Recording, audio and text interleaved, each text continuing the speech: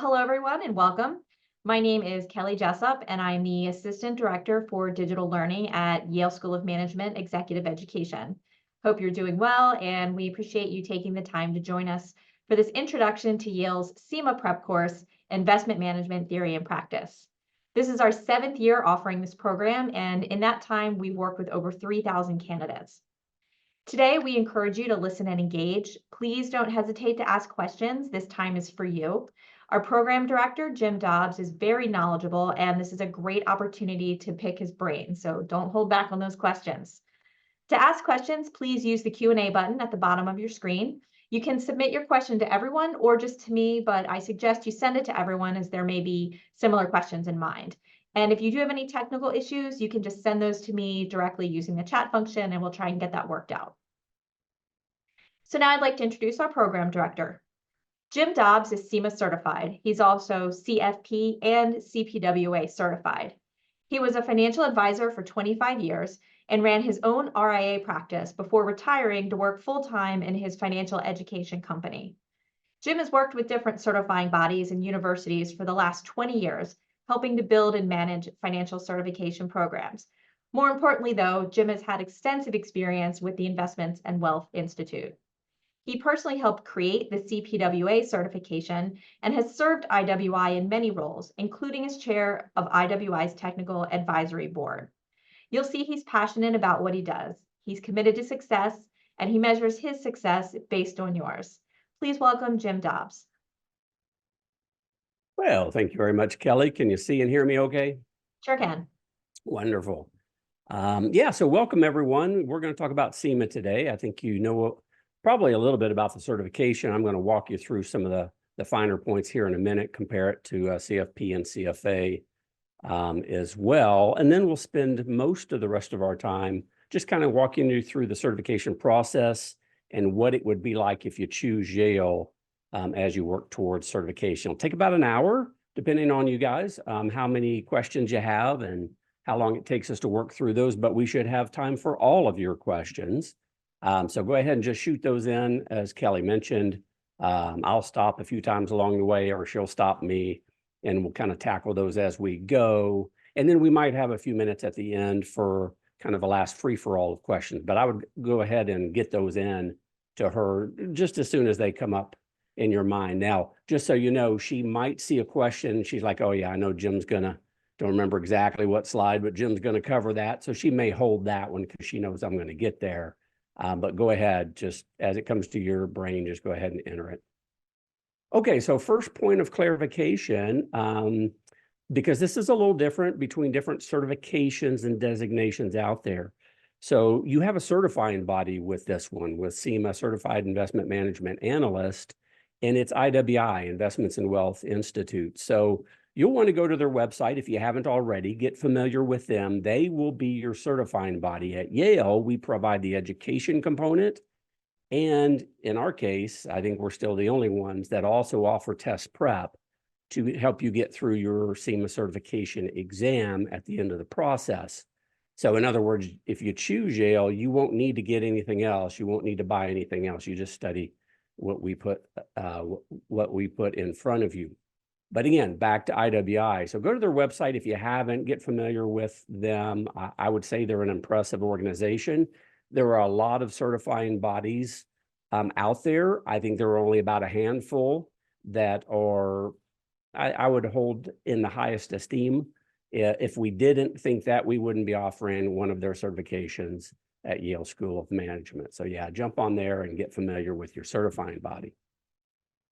All right, and in case you just stumbled into this, although I doubt it, I think you know that CIMA certification is investments, unlike CFP, which is broad-based, CPWA, a bit broader-based as well. Talk about that in a minute. This is different from CFA in that CFA is great. I think the best route for any of you who want to be institutional portfolio managers or individual or sector security analysts. So if quantitative is your thing and you want to be working at that level, then CFA, you need to have those skills. You don't necessarily have to have the CFA charter, but you need to have those skills. So you might as well go ahead and get the CFA while you're learning those skills. But for most of the rest of us, including myself and my 27 years of private practice, which I retired from a few years ago, well, most of us are client facing. Some of you may have discretionary control over the portfolios like I did for most of my 27 years. Some of you do not. Some of you are selling investment services and products instead of managing them and servicing the private clients, and that's okay too. All of those fit nicely into the CIMA curriculum, if you will. Some professors at Wharton and some practitioners, I guess it's 35 years, maybe getting close to 40 years ago now, thought, there's a CFA, but I think most of the investment professionals out there probably don't need that level of quantitative skill at this level. So let's create something that we think will hit all of the key points, especially for those that are more client facing and less in the weeds on the quantitative, reviewing balance sheets, cash flow statements, and other financial statements, that kind of thing. So that's what CIMA is about. That's who it's for. You can see some of the metrics up there in the top right-hand corner. So the AUM is pretty high. It's certainly higher than those who don't hold a CIMA in this business.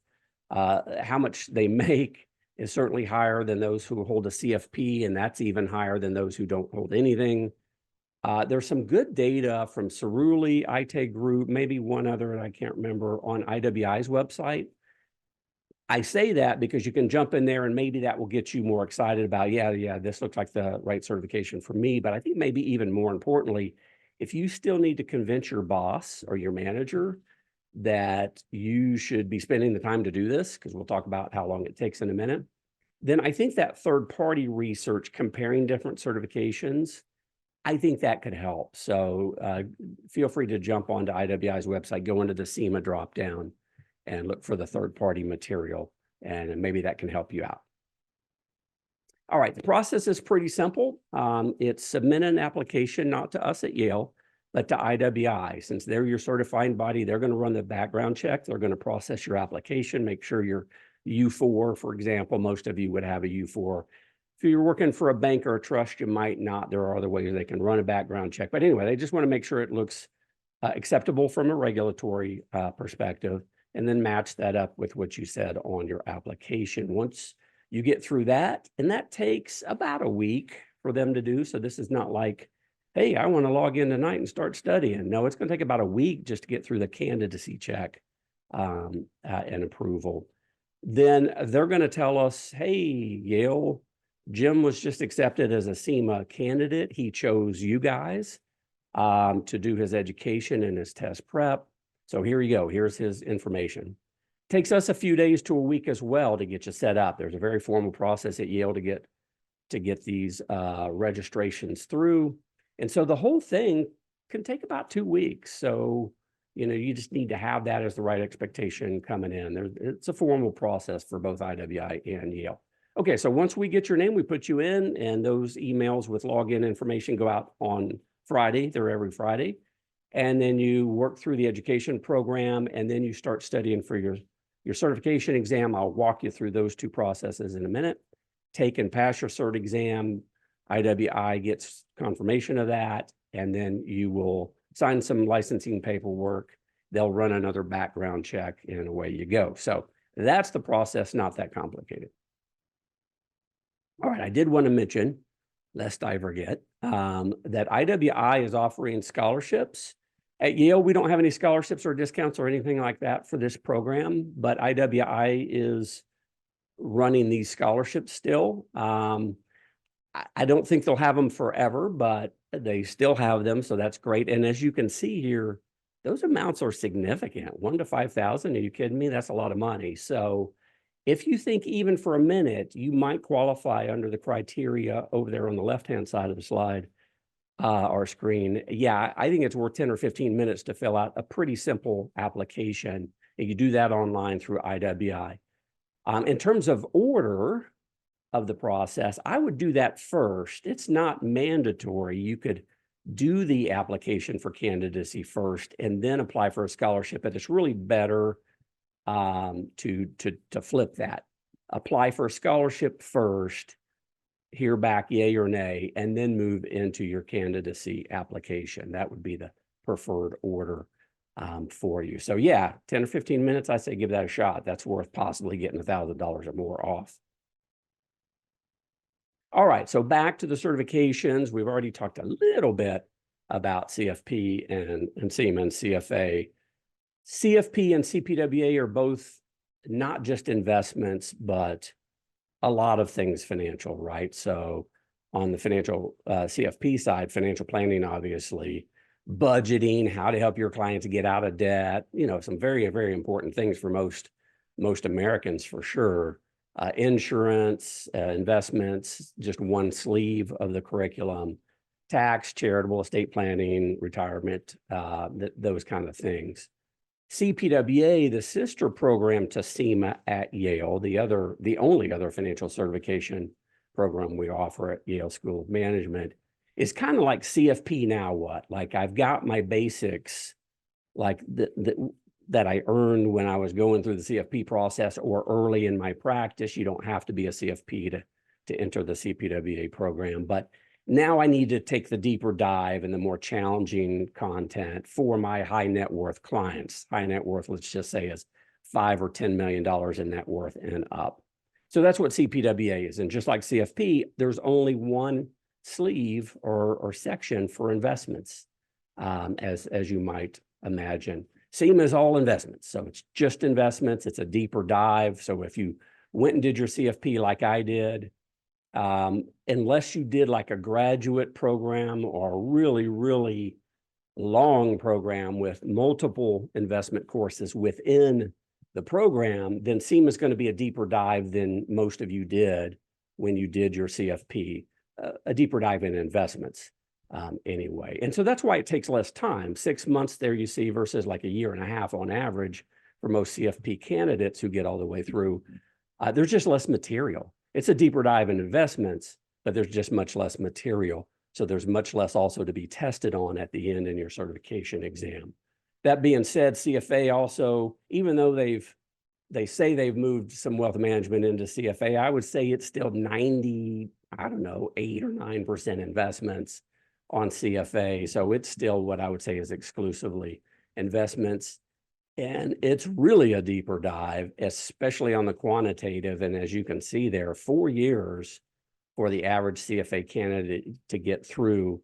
And the last number I saw was only about 7% of CFA candidates who begin the process finish. So really, really important if you're going to be an institutional portfolio manager, you know, managing a $1 billion fund at Merrill or Nuveen or PIMCO or wherever. Or if you're going to be a securities analyst working your way up to that portfolio management team, I would recommend you go for your CFA. But again, much more intensive, takes much longer. And for most of us mere mortals in the investments world, I think CIMA will suffice and be just fine. Okay, a little bit about the core curriculum, and then we'll stop for any early questions because I think we might have a couple. So a couple things here, just high level, this is the way CIMA lays out. Now they're making some changes later this year, and I'll talk about that in a minute. But for now, we start with fundamentals. It's kind of like a finance, business school refresher on statistics, applied finance, economics, some time value of money, a little bit of the history of global markets, fixed income, alts and equities, that kind of thing. So just to kind of get you back into study mode. Then section 2 in this curriculum is what you would expect it to be, investment structures, or vehicles as they call them, but we'll say structures, stocks, bonds, all kinds of equity and debt instruments, alternatives as well, options and futures, although I think that's still only 2% of the exam. So we don't do a lot of work there because it's just not heavily tested. And then real assets, including real estate, of course. So that's kind of your series 7 and then some review, if you will, but we're just taking a little deeper dive than you've probably done before.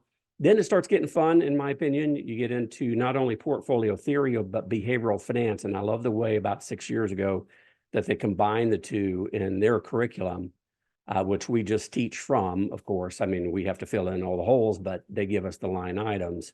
And I'm glad they put those together, because we can know all we want about different theories, and there are a lot of them, starting with modern portfolio theory and leading to the CAPM, et cetera, et cetera.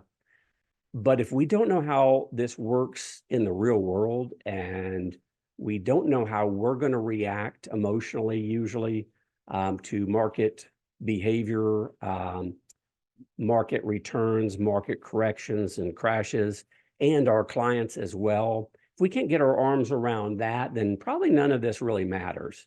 Having been in practice for a long time, I saw that, yeah, I had to become a master at that, because I could talk a good game and understand why they should make certain decisions, but if I couldn't help them stay with it when times would get tough, and times would get tough, they're always going to, then it really didn't matter. So I love the way that they've combined these. Then we're going to get into more of the math. There's plenty of math, of course, leading up to that. But once we get in section 7, that's where really the heavy lifting on the math comes in.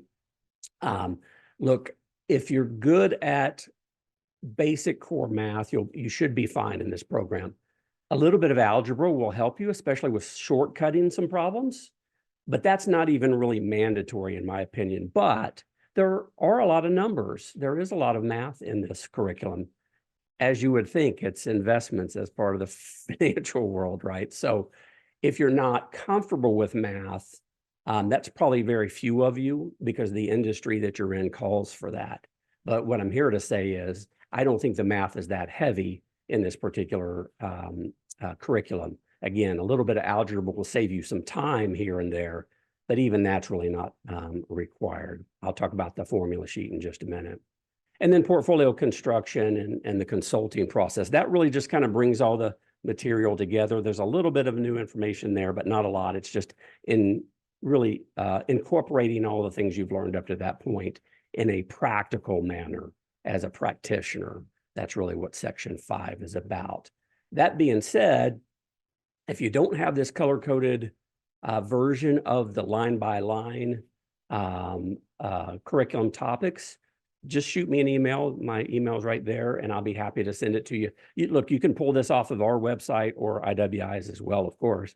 But if it's easier, just shoot me an email and I'll send it to you. So that's got all 500 topics and subtopics in it, and the test weightings as well. So once you get to test prep in our program, we're going to be keying off of that document, because we just want to be as efficient as we can in helping you prepare. I'll talk about that in a minute, but I'm going to leave it. Actually, I'm going to not scare you, but I'm going to flash the formula sheet there for you and see if we've got any questions while you stare at that for a minute. All right, we do have a few questions, and it's actually good timing for this, because you're kind of talking about background and preparation for the program. So we have a question from a person who is switching career field to investment finance, who has no previous finance education or experience, and is interested in pursuing CIMA to get their foot in the door at a new job. So the question is, would CIMA be something worth pursuing without any finance background, and how valuable would it be entering the investment field? Yeah, that's a great question. I'll work backwards on that. I think it'd be incredibly valuable if you can earn it. I think you probably can, depending on your academic background, how well you study, how well you handle technical concepts and applications, and how well you test. That being said, the most important thing I can probably tell you in terms of you coming in the door without a background in this area. Now, look, if you have a background in math or engineering, some of this may be a piece of cake for you, but let's just assume that's not the case. Then when you see me talk about average times to completion, like study time and getting ready to take your test, you're just going to add a bunch of hours to it. So if you're coming in and I say 100 to 150 to maybe 200 hours is normal, which it is, then maybe you're 300 or 400 or 500 hours because you haven't seen any of this before. So I think that's the caveat. Like, you can still get through this. You can probably still pull this off, and it would be impressive if you're new in the business. However, you just need to kind of recalibrate your expectations, if you will, that, okay, this is probably just going to take me longer than most candidates. And if you're okay with that, then I say go for it. But yeah, great question. And this is, I'm actually adding this onto the question. There's a 3-year work experience requirement, right? So is there any wiggle room there if you already sort of had a career and now you're changing Yeah, it? great add-on question there. Yeah, so no wiggle or wriggle room there. However, you can start the process and you can go all the way through, including taking your certification exam. Let's say you did it all in 6 months, which would be pretty impressive if you didn't have any background in this business. And you're sitting there at 6 months and you're like, okay, I've finished everything. Well, great. You just can't use the marks for 2.5 more years till you hit your 3 years in the business. So they allow you to start and even finish the whole process. It's just because the 3 years of experience in the business is required, you'll have to wait till you hit that benchmark before you're able to use the marks. Now, the last note on that is, well, what do they count as experience? Well, it's not just investments. It's really financial services or the financial industry. I've seen them count somebody's insurance experience of 3 years of being an insurance agent as their experience. So it's really broader than just investments. It's really financial services. If you got questions, you could just shoot me an email and kind of give me the layout. But ultimately, it's IWI. It's your certifying body's decision on what they're going to count towards that 3 years of experience. So if you have questions on, well, will my experience be qualified or not for the 3 years, you would want to reach out to them directly. Let me give you a good contact over at IWI. She has been for us for years. When we have questions on your behalf or just because we are wondering as well. Ashley Vargas, and she is great. So now she's usually pretty busy, so it may take her a day to get back to you, but she's really, really great. She's probably your best bet over there in terms of additional information. And it's A Vargas. So her the first initial of her first name and then her last name at i-w.org. So AVARGAS at i-w.org. And she'll be able to help you out with additional questions on the certification requirements themselves. Okay, and just a clarifying question from someone, again, regarding the 3 years. I will hit my 3-year mark in August. Can I apply now or will I have to wait till then? Yep, nope, absolutely. And if you got the time and the next few months look good for you to get started, I'd say get started. Because again, the only hiccup there is if you finished by August and you hadn't hit your 3 years, you'd have to wait a few weeks or whatever you'd have left to be able to use the marks. But yeah, they certainly let you get started before you hit the 3 years. Okay, and looks like final question for right now. If you do both CIMA and CPWA, which would you recommend doing first, or are they so different it doesn't matter? Yeah, they're very different. CIMA is all investments, as you know, and CPWA is a real deep dive on the challenging issues for your 5, 10, 20, $50 million clients. A lot of that one is tax related, not that you're going to become a CPA by going through a CPWA certification program, but it's heavy tax. So it's a very different curriculum from a content standpoint. CPWA takes a little longer. It's probably 6 months to a little over 6 months. CIMA is usually 6 months or a little less than 6 months in terms of what we see from our candidates. I think the real answer to that question is, as you look through the topic lists of both, which I highly encourage you to do on any certification you're ever considering, like get the long version, like I just showed you, the 5-pager for CIMA. There's one for CPWA as well. And then just look through them each, like literally go line by line and ask yourself, if I learn more about this, is this going to help me in my practice right now? Is this going to help me talk to prospects? Is it going to help me bring in clients? Is this going to help me do whatever I'm responsible for? And you just keep asking yourself that as you go through the CIMA topic list and then the CPWA topic list. And I would imagine if you have any experience, which you probably at least have some, your intuition is going to tell you from a content standpoint which one would help you more now. And I would go for that one. And then just come back to the other one once you're done with the first. Good question. Okay, that looks like it for now. So let's talk about the formula sheet. Okay, formula sheet. So hey, good news and good news. The good news is you'll get this formula sheet. It's a 2-pager. You'll have access to it while you're testing. So when you're in our test prep, you're going to use this a lot. And now I would only estimate 20 maybe 25% at the most of the questions are math, what I would call math related. So this is not the majority of your exam. This is more an exam of details and application. Although the math at, let's call it 25%, is still significant, but you're going to want to use this formula sheet as you work through our test prep material that I'll show you in just a minute, so that when you get to the test, you're like really familiar. Well, you know that tracking error is on the second page. You've seen and worked through beta so many times, you know it's at the very top of the first page. So you know where it is, and you can get right to it, and you don't have to fumble around trying to figure out, is this the right formula? The other good bit of news is, unlike some other certifications, they actually have the descriptive term right next to the formula. So you don't have to memorize, as opposed to other certification exams where they may just give you the formula or formulas for beta, and you have to know that's beta. No, you're going to actually have those titles next to the formula. So that will help you as well. And again, if you don't have a copy of the topics list or the formula sheet, you just send me an email. I'll send you all of it in one email so you can have it there handy. Okay, one last thought on the math and the formulas. IWI literally decades ago, printed like 125 or 35 page workbook that we have access to and permission to use in the program via a PDF. It's kind of an ugly, funky, fonted document that they've never updated. But the reason, after 20 years of working with CIMA candidates, that I keep using it in the program is it works, and it's very applicable to their exam and their topics list.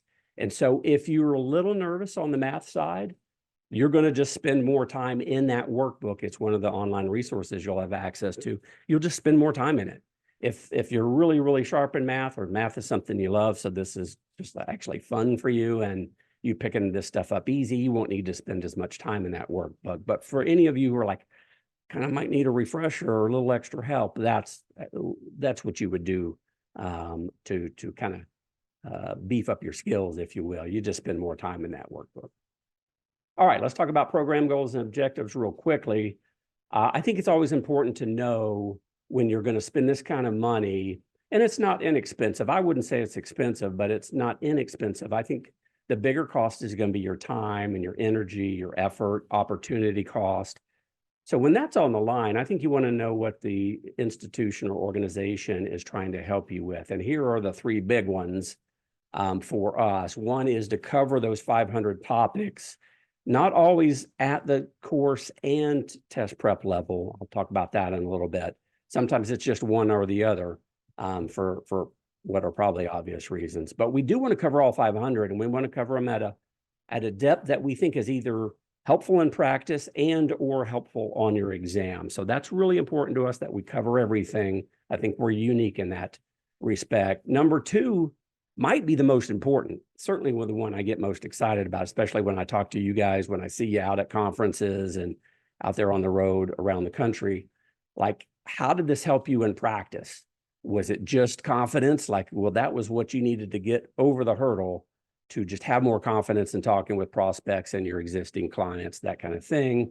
Or were you really able to bring in some new strategies into your practice if you have discretion over those strategies, those products and services?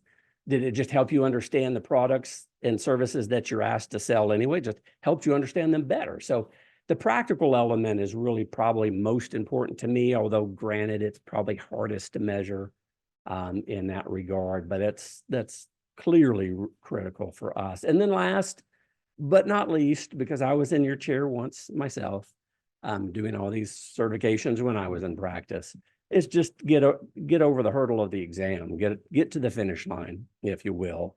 And if you're like me, you kind of start off and you're like, hey, I want to soak it all up and improve my practice and build my services and all that. And yeah. And then as time goes on and you're getting closer to your certification exam, it just becomes more and more about the exam. Your focus narrows, and rightfully so, because you do eventually have a hardcore event you need to be successful with. And so that's the way we've set up this program. We're going to start with the course first. You're not even going to see the test prep until you pass the required course tests. And we're going to focus as much or more on the practical as we are the test in the course. And then once you get to the test prep, it's just all test prep at that point. Okay, nuts and bolts, about $6,000. You'll pay that to IWI as you go through their application, their CIMA application process. You would actually choose Yale on your application. So as you go through there, eventually they're going to say, well, okay, if you're accepted, which of these schools do you want to choose? And you would just check Yale if it's the right fit for you. And then that $59.95 covers all of the material you'll need, as I mentioned at the outset, your course and your test prep material. You don't need to buy anything else. And that's according to the vast majority of those 3,000 plus candidates we've had through the years. Hey, you can start in our program at any time. It's asynchronous and we have ongoing registration. So you're just going to start when you're ready. I think the only thing I'd mention on that additionally is you're busy practitioners, as I was, and you have a life, presumably, like most of us do. And so I get it that there's probably never an easy, obvious moment to start. I think you just want to look out over the next 3 months and say, is that any worse a time to start?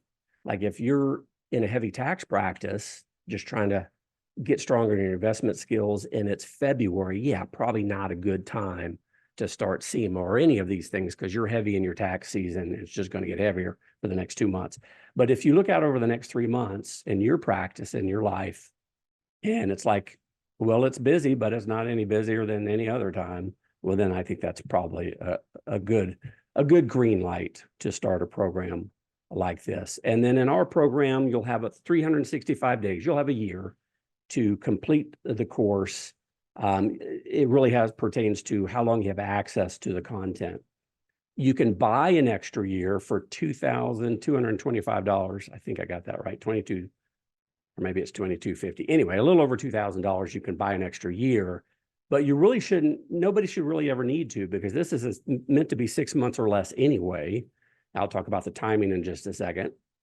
But also everything's downloadable. You can download, print, save, copy, everything as long as you don't share it with anybody. That's the only caveat according to Yale School of Management policy. So you could just pass the 11 tests that I'm going to talk about at the course level, and then download all of our test prep and just study off your hard drive if you ran out of time. So you really shouldn't need to buy an extra year.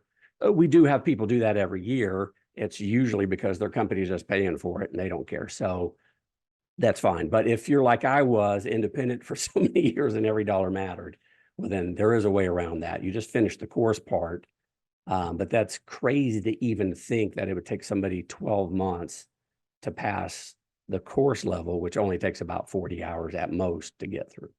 Okay, so this is online. It's asynchronous, as I just mentioned, which means you start whenever you want. And then it's not like you're meeting every Tuesday night, or we're all meeting together every Thursday from 6 to 9 o'clock at night or whatever. You're working through this fast or slow, whatever your pace is. Now, we give you guardrails and we give you timelines and recommendations throughout the course and the test prep to just show you what has worked for most other candidates going before you. And remember, it's not 30 or 300, it's 3,000 people that have gone through this. So you just want to follow their lead. This is what worked, and we're going to share that with you. This is what does not work. Don't do this.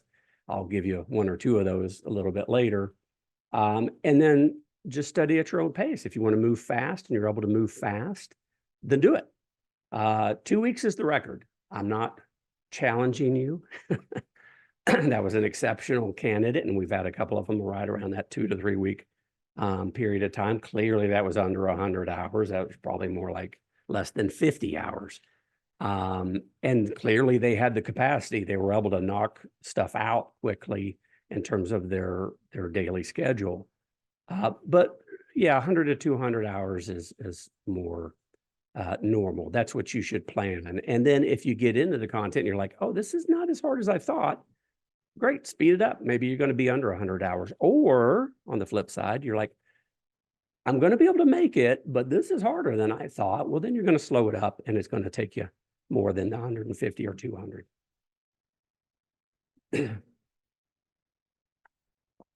All right, excuse me there. So study time expectations, we kind of been dancing around it, but here it is. 100 to 200 hours, very normal. I venture a very strong guess after all these years that the majority, and I don't mean 51%, but I mean the large majority, are going to take about 100 to 200 hours all in. So from the first day you log in and start going through the material to the day that you take and pass the certification exam, somewhere between 100 and 200 hours is probably going to capture most of you. But as I just mentioned on the previous slide, we've had candidates get through it much quicker than that, even less than 50 hours. Now, this is all reported to us by the candidate and not IWI or anybody else. But I don't think they typically have any incentive to lie or stretch the truth. So I believe it pretty much at face value. But others are going to take hundreds of hours, including 500 hours. So if you're new to the business, like the individual who asked the question before, or perhaps you have learning challenges, dyslexia, reading challenges, all kinds of things are out there. Well, then it may take you longer. But at this point, you're probably used to that because you've gotten through school knowing those were the challenges. And then, it just takes you a little longer, or you have to focus a little differently here and there. So yeah, 100 to 200 hours for most of you. Of course, it depends on all those things, your knowledge, your study habits, your genes to some respect, your test taking skills. Speaking of study habits, I will say this. I'm a firm believer in challenging and deep curriculum like this. There's a few minutes, anywhere from 3 to 5 minutes to 15 minutes, depending on who you are, to where when you're studying, you're cracking back open the book. Well, in this case, it's all online. So you're going back into the material online. Your first, let's just say 5 to 10 minutes are not going to be really efficient because your brain is still switching gears from whatever you just did. And so you need to be able to get in and study for 30 to 60 minutes at a time, 2 hours kind of on the max. After that, things just start, you just get inefficient again. So being able to lock it down and avoid all the distractions that we have, especially if you're studying at home, really, really important. So you need to be able to set a schedule and hold to that schedule the best you can, and that will help you get through. And you'll see a lot of those practical ideas and even specifics in the discussion board as we encourage you guys to talk to each other in the discussion board. Hey, what's working for you? What's not? What were the real keys to you getting through and passing, et cetera, et cetera. But again, kind of the bottom line is it's asynchronous. You move fast or slow. You can get through this as fast as you want to and are capable of. All right, a little bit about the course itself. So we use Canvas, which I think is a great platform for this kind of program. And I've used a lot of LMSs through the years in different programs, but I really enjoy Canvas, and I'm happy we've got it for this program. So the learning curve is easy. You'll get through that without any issues, even if you've never, even if you've never used an online platform for a course before. Should take you about 40 hours, maybe 30 hours if you speed up the videos, maybe like speed 1.25 in certain sections where you're already pretty comfortable. But 40 hours to get through the lectures that are all online and all on demand, of course, because it's asynchronous. And then you're going to take a test after certain of those lectures. There's 11 of them right now. They're required. They're about, I would say, a dozen to 25, 30 questions on the high end. You can take them as many times as you want, but because you're not there in New Haven with us, and we did these lectures in the studio instead of in the classroom like normal, we need a way to assess you. And so this is the way that we do that. Once you pass those 11 tests, we'll send you a certificate, and we'll also tell IWI, hey, Jim has completed the course. He is now eligible to study for and schedule his exam. By the way, there is a readings. I know readings are not as popular as they used to be, but we have about a 2,400 page library, including my text from Wiley from years ago, and that other workbook for 135 pages, the Math for Investment Consultants from IWI, and a few others that if you need a deeper dive, like, okay, Toby or Jim or whoever, they made sense in this one area, but this other area, I've even watched that twice, and I just need more. Well, then you go into the library, and we've got a way for you to look that up where it is. And then you can get the deepest dive usually by going through the reading, because you may have 7 or 27 pages just in one particular topic. So don't lose sight of that. I know reading's not as big as it used to be, but it's still a really good resource. Okay, so you passed the course. We sent your name to IWI. We're sending you the Yale certificate. It says you passed this course through executive education. And now the test prep is going to open for you, and all the rest of your time is going to be here. So if I said 100 to 200 hours and 40 hours for the course, well, yeah, that means, 60 hours, 160 hours of just study and test prep. Like, what do I think is on the test? What I think is not. You're going to get about 7 hours of me, unfortunately, but fortunately, just walking you through over the last year, give or take. This has been tested heavily. So these next 3 slides, you really need to understand this. If you don't, go into the practice questions first, okay? You still don't go back into the lecture, go into the readings if you need to, but I think you're going to be tested in something like this. These next couple of slides, it's right here because I'm just following the 500 topic line list. I can't even remember the last time a candidate said they were tested on these 2 things. So just skim over these slides. I don't think you'll see anything, but just in case. And then the mushy middle is the next 4 slides, for example. Okay, here are their next 4 line items. They definitely test regularly, but not all the time, but not next to never. So, I don't know, 50-50, 60-40, whether you'll get any one of these. So you don't have to spend as much time as you did on the high probability topics, but you should still go through these pretty thoroughly. So it's just going through all those. So as you can imagine, with 500 topics, there's over 1,000 slides to go through. I'm not going to teach you everything on all of those. That's what your course is for, to go into a deeper explanation of these things, especially the more challenging concepts and applications. But from a test perspective, that's what we want to do at this level. Oh, well over 1,000 practice questions as well. We have 1 full-length mock exam in the program by structure, and we give you 5 hours to take it. It is timed. And that's just really a different format to put questions in. For those of you who want to just take a shot at trying to focus for 5 hours, because you're going to have to when the real cert exam comes around.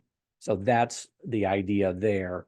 We used to have multiple mock exams, but what I experienced, unfortunately, is the vast majority of candidates would just head straight for the mock exams. Why?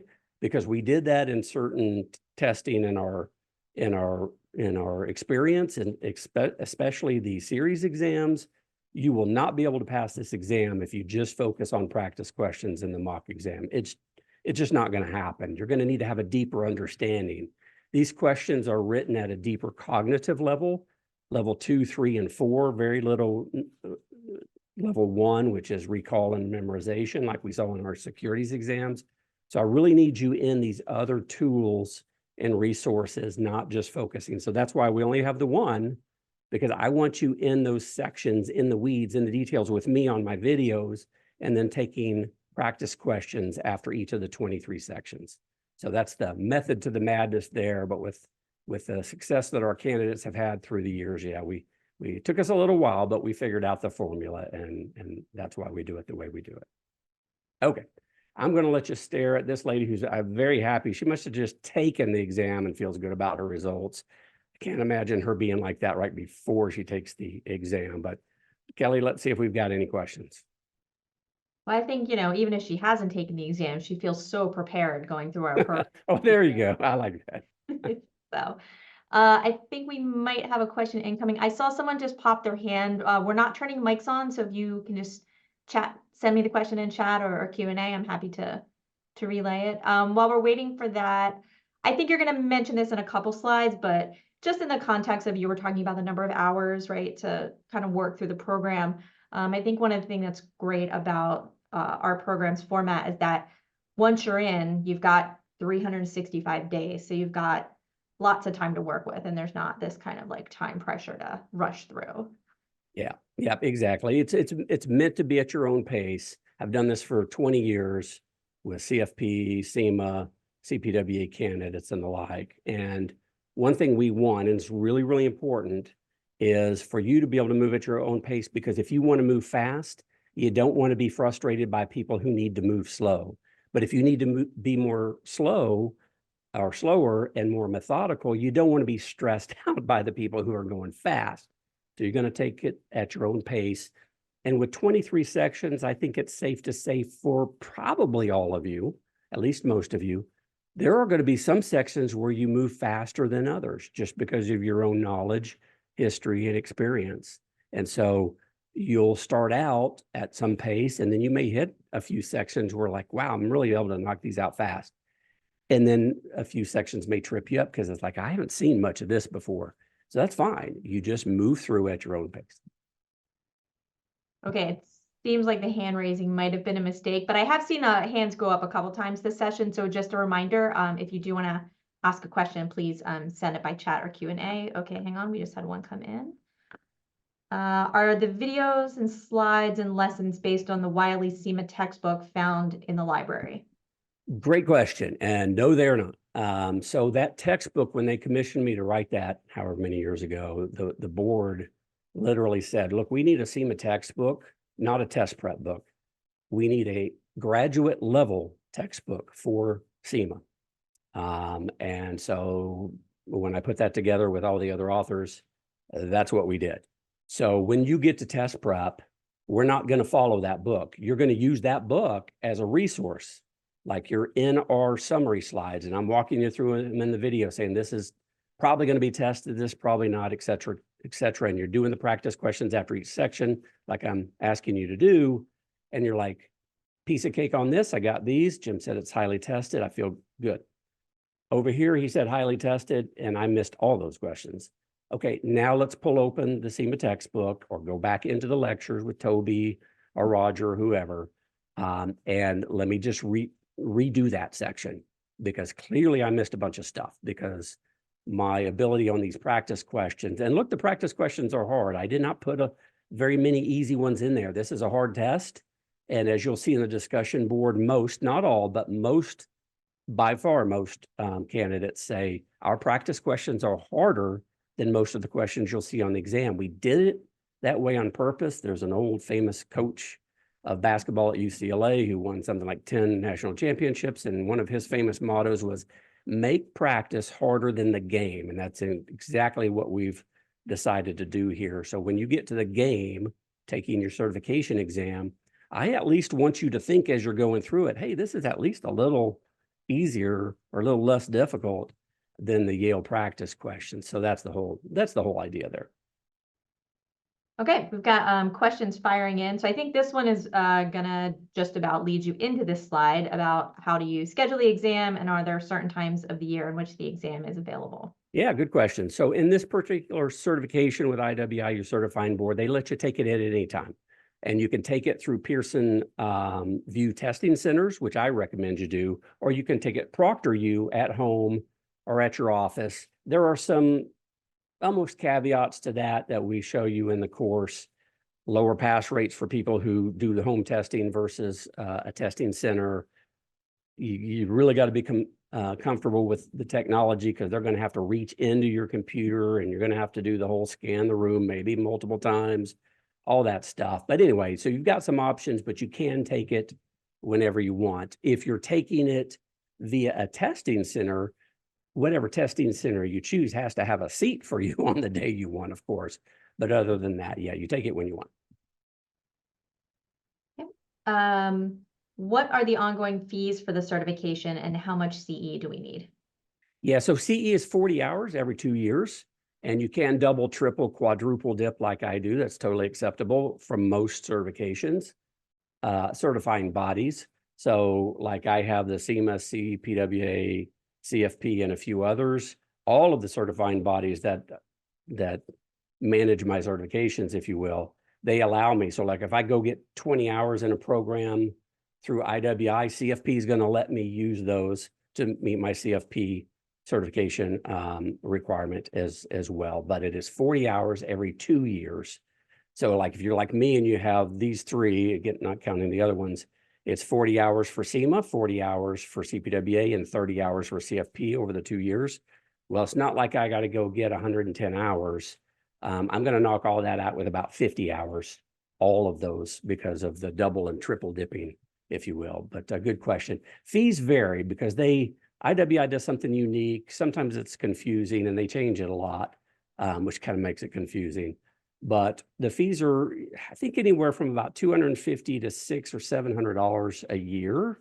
But it depends on whether you take membership and premium membership and all that kind of thing. But it's going to be a few $100s at least every year just to maintain. You have to pay that to the certifying body because they're maintaining the certification, including the ethics committee and background checks and those kind of things. So it is going to cost you on a recurring basis, but good question.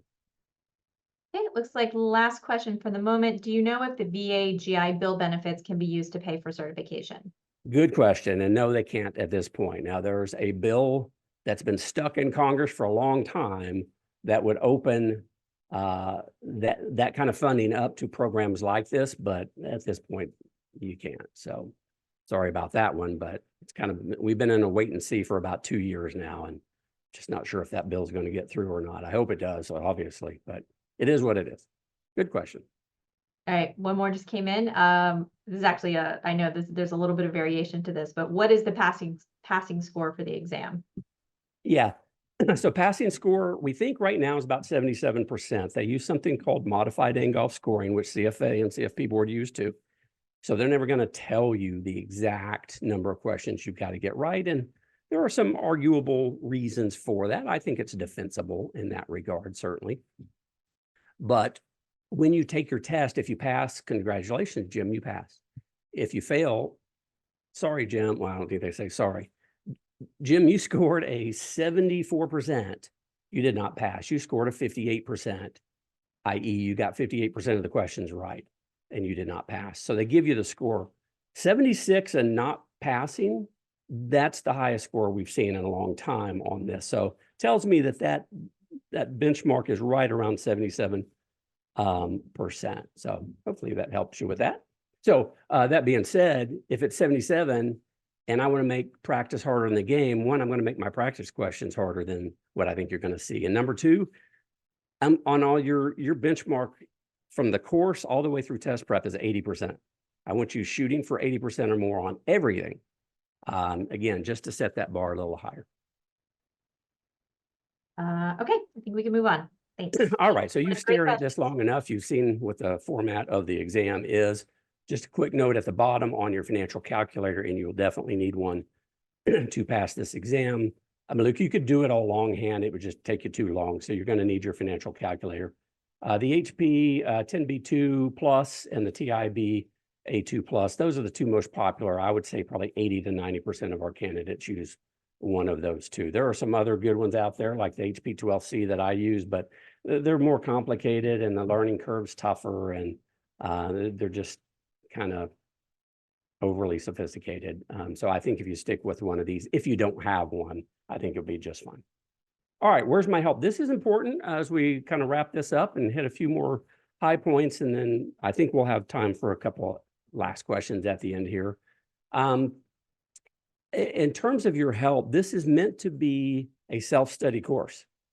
It's not for academic credit. It's not part of a degree plan. So the price point is way, way lower than what you would have if you were actually a registered Yale student, which you will not be because this is executive education, even though it's through Yale School of Management. But we do give you help. We just have to limit it. So here's the way it looks. Because I've been doing this for so long, I kind of know where many of you are going to get tripped up along the way. So I can already put some things out there in the material, including extra study tips. I even send you through your Canvas platform based on the month that you came in. I send you weekly reminders and tips, do's and don'ts for your first like 4 or 5 months, just to kind of keep you on target, knowing more or less where you should be along your journey. We also send you monthly emails to stay on top of your mind. The discussion board I mentioned before is great in this program. And so that also acts as an FAQ. So you got a question on security market line or whatever. And instead of using one of your 12 questions, which you see at the bottom, you're going to go to the discussion board, go to section 17 or wherever it is and do a Control F search, you know, like on your keyboard, and type in SML. The chances are pretty good after these years, so many years, somebody else also asked about the SML. So go in there. We leave the best of those discussions up for future candidates so that you can learn about that from others as well. And where Eric and I jumped in to help that particular candidate. You've got help on the administrative, kind of logistical side from Yale and Dobbs education staff from 8 to 5, Monday through Friday on Eastern time.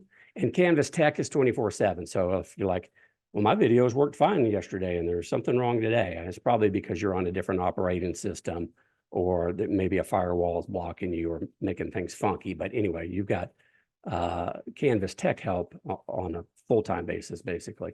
And then Ask the Expert.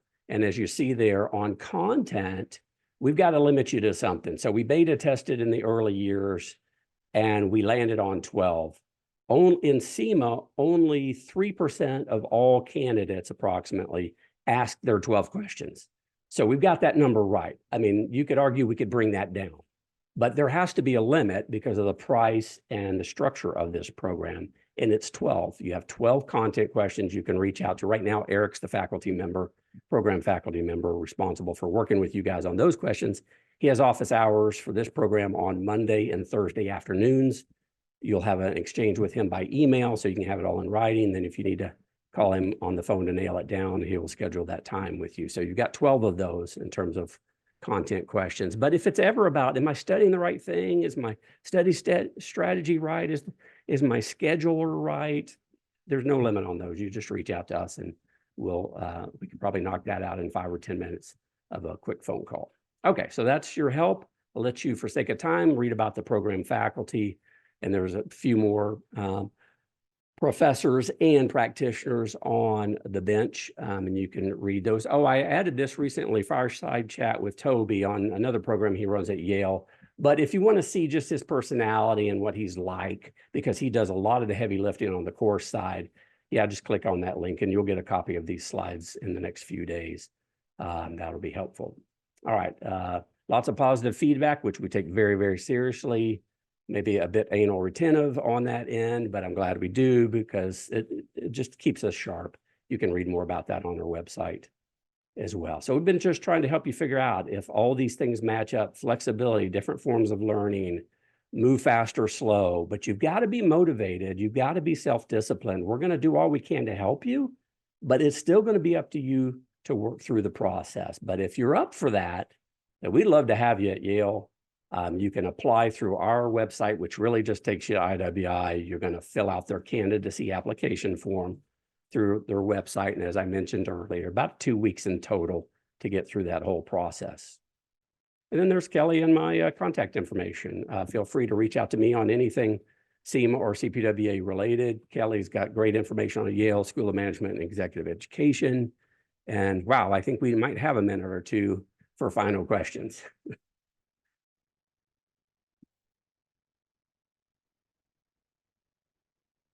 Okay, doesn't look like we've got any, but we're happy to just hang on here for another 30 seconds. Anyone's got Anything any for the game, last fire away. questions? All right, I think the moment is past. So, Okay. all right, thank you, Jim, and thanks to everyone for joining us this afternoon. Really appreciate all your great questions. And you know, if something pops into your mind later, as Jim mentioned, please just feel free to reach out to either one of us. For more information, you can visit our website. And as Jim mentioned, we will be sharing this video recording and the slides in the coming days. So if there's anything you want to refer back to, you'll have a copy of that. So, oh, we just have one question come in. Is there a prerequisite to apply for scholarship? No, not that I'm aware of. Yeah, I would just go to IWI's website. You could search around for it. It's easier just to go into the little search bar at the top right of their website, type in scholarships, and then that will drop down the pages. Click on scholarships page, and then check out the criteria, the things that they consider. And then if you're like, oh, I think I might apply, I think I might qualify for any of those, then just go ahead and click on submit application. Again, that's much shorter than the candidacy application. Won't take you long. There's no obligation. I would just do it. and throw that fishing line in the water, see what you get.